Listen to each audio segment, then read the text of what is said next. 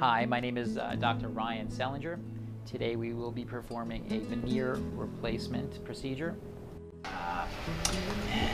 Smile for us. Turn to the right. So we'll be getting in here and we'll be changing the 6 anterior veneers. Here we have some space between the teeth, and that's created by a little bit of a recession of the gum. And what that creates is what's referred to as a black triangle.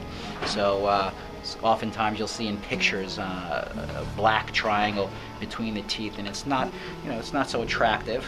So what we can do is, in the new veneers, we'll actually adapt the veneer so that you won't see that black triangle. What we're doing now is we are preparing the mouth for the removal of the old veneers.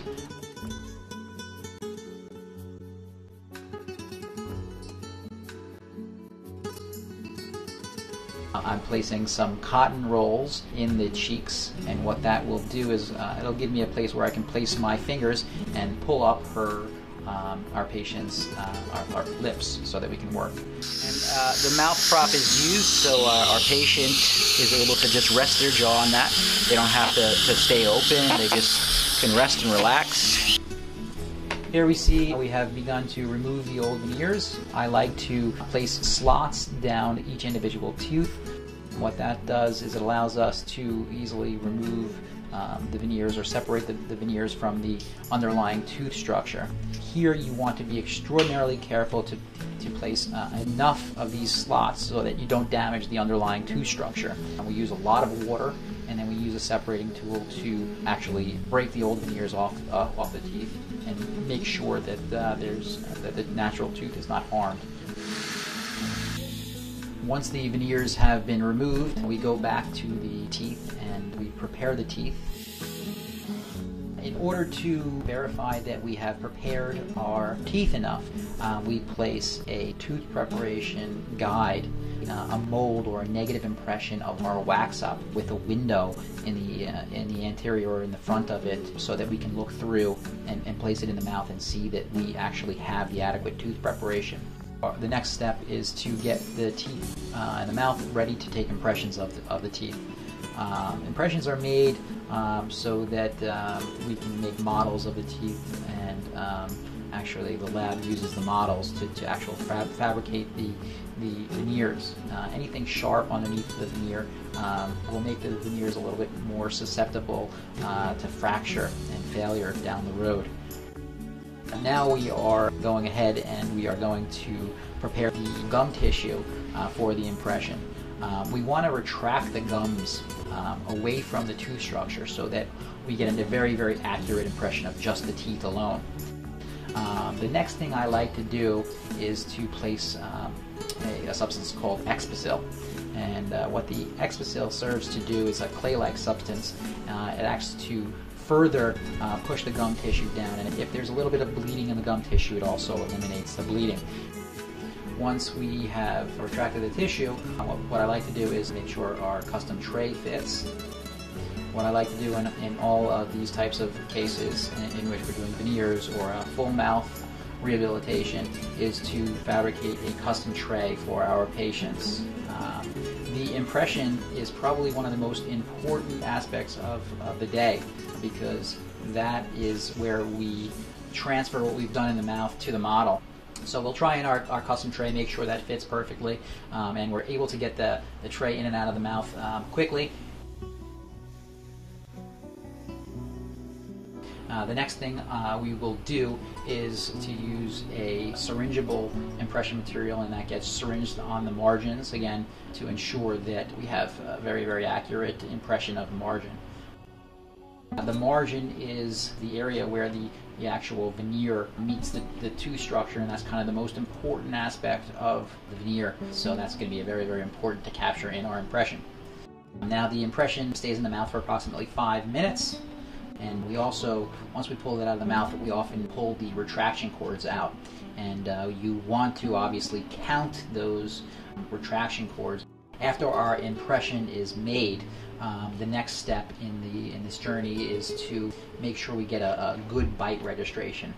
Bite registration is used so that once the models are made, we can actually put the upper model and articulate the upper model to the lower model. The next thing we do, especially when we're doing these larger cases in which we have more teeth that are prepared, we want to use what's called a face bow. What the face bow allows us to do is actually put the models on a machine, and this model actually will replicate the functionality of the jaw based on these measurements, so that we, at the end, will have models, an upper and lower model of the mouth that closely replicates the way it functions in the patient. Extremely important, especially when you're doing anterior teeth, to get the functionality of the teeth. Obviously, it's not enough to make them look pretty. We have to make them function as well, and this is how we do it. After our records are taken, we are preparing the mouth or preparing the teeth to receive the temporaries. The temporaries are fabricated using a mold of our wax-up. It's a negative impression of the wax-up, and we are able to place a resin material in the mold and place that on the teeth. In order to get the temporaries in the mouth, we have to prepare the teeth, and we disinfect the teeth. We use Conceptus. Chlorhexidine is a fantastic disinfectant, and you'll see me using that throughout the procedure. We have to really make sure that these teeth are very clean throughout. So the first thing we'll do is we'll disinfect the teeth, and then we will use an etchant. What the etchant does is it roughens up the tooth structure so that we have more tooth surface or more surface area, so that we get a better bond. After we etch, we place a bonding agent in the etch. The bonding agent is cured with a light, and that really serves as an interface between the tooth structure and the actual resin, and it helps to bond the temporaries to the teeth. So we see here we have placed the mold with the temporary material in the mouth. We keep that in for 2 to 3 minutes. We want it to set to the teeth, and we remove the excess. Once the temporaries have cured, we remove the mold, and we're left with our temporaries in the mouth. Once the temporaries have set in the mouth, we remove the matrix, and what we'll do next is to fill in any voids that may have occurred by the incorporation of air. In addition, we'll remove any excess material. Once the temporaries are in, we want to adjust the functionality of the teeth, make sure the movements in the mouth are correct, and then we can go back in the mouth and make additional revisions as needed.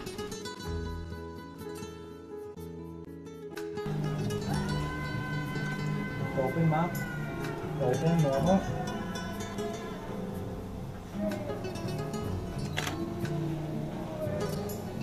Very good. Bite down all the way.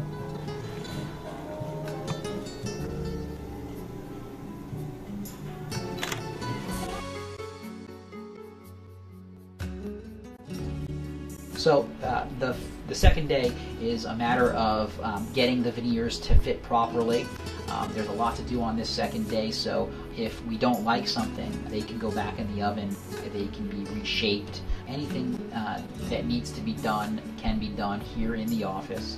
The beginning of the second day starts with the removal of our temporaries, and again, the temporaries come out in a similar fashion to the old veneers. We place a slot down the middle of each individual tooth, and we are able to place a separator between the teeth, and actually the temporaries just flake off, and they come off pretty easily.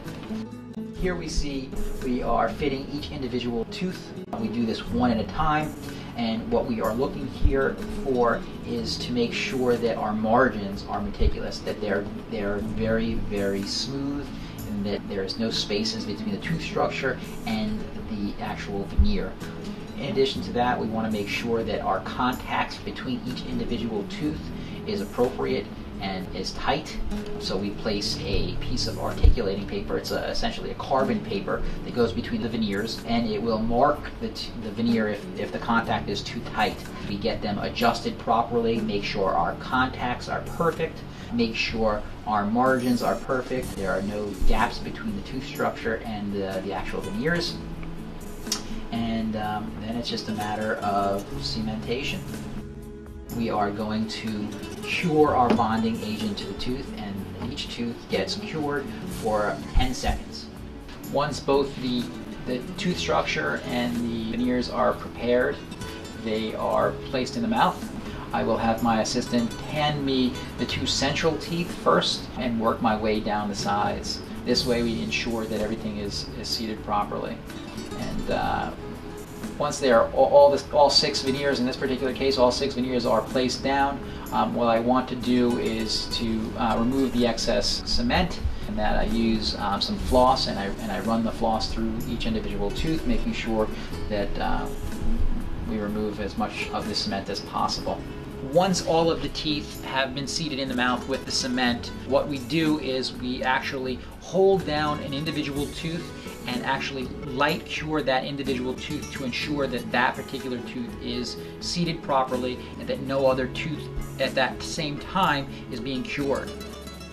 Once we have cemented and light cured all of the teeth, each individual tooth needs to be cured for approximately 60 seconds so that we know for sure that all of the veneers are fully set and the cement is set.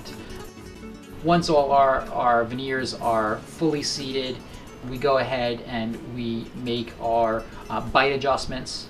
We're checking for functionality, making sure that our teeth are functioning properly, and then we'll go ahead and polish the undersurface of the teeth. And that's basically it. Basically, the veneers are in, they are adjusted, the excess cement is removed, and then we have a final chance to make sure we like them. The next thing we see here is our before and after pictures.